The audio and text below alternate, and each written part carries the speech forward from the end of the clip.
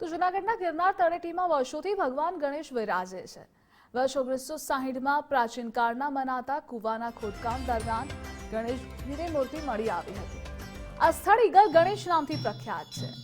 મોટી સંખ્યામાં લોકો દર્શન કરે અને અહીં માનતા પણ રાખે છે। આ સ્થળ જૂનાગઢથી રાજકોટ રોડ પર 2 કિલોમીટરના અંતરે છે।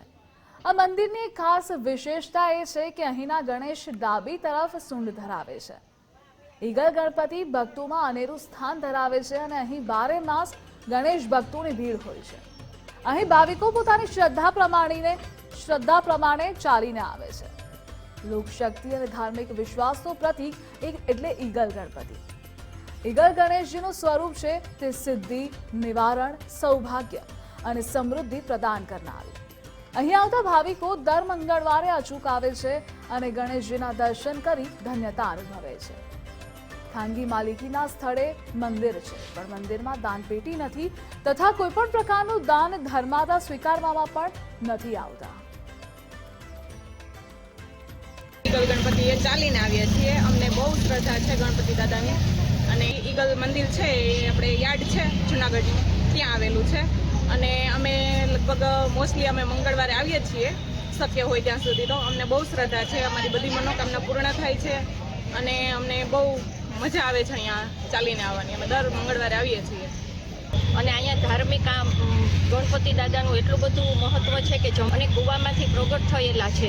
જે આપણે મનોકામના કરીએ છીએ તે બધી જ પૂરી થાય છે શ્રદ્ધાથી। અમારી જે બેબી છે, અમારી છોકરીઓ હોય એ પણ બધા શ્રદ્ધા સાથે અહીંયા આવીએ છીએ અને અમારું જે કંઈ પ્રાર્થના હોય તે અહીંયા અમે કરીએ છીએ।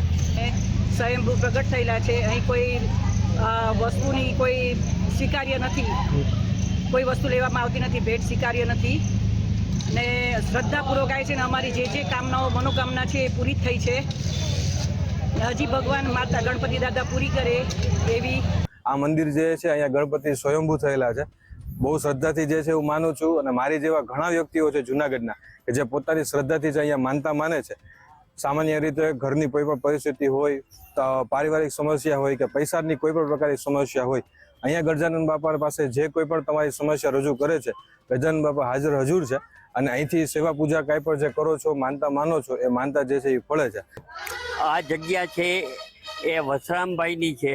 તે લોકો મૂળ ઉપલેટાના હતા અને ભગવાને એને 7 દિવસ સપનામાં આવીને કીધું કે હે વસરામભાઈ, તું મને કૂવામાંથી બહાર કાઢ, તું મને કૂવામાંથી બહાર કાઢ। પણ એના મગજમાં વિચાર ન હોય ને એક દિવસ જોયું તો ગણપતિ દાદા કૂવામાંથી એને બાયડે કાઢ્યા અને નાની એવી ડેરીમાં એને સ્થાપન કર્યું અને તે દિવસથી આ ઈગલ ગણપતિ દાદાનું એટલું બધું મહત્વ કે ગણપતિ દાદા પ્રસન્ન થયા છે, ગણપતિ દાદા પ્રસન્ન થયા છે।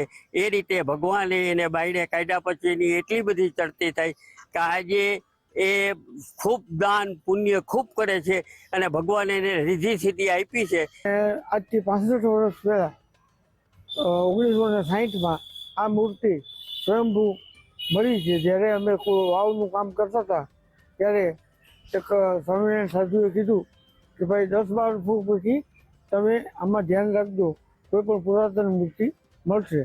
એટલે એમની ઇન્ફોર્મેશનના આધારે અમે વ્યવસ્થિત ખોદતા હતા। એમાંથી 3.5 ફૂટ બાય 2.5 ફૂટની ગણપતિ બાપાની મૂર્તિ નીકળી। ત્યાર પછી ગણપતિ બાપાનું ત્યાં સ્થાપન કર્યું।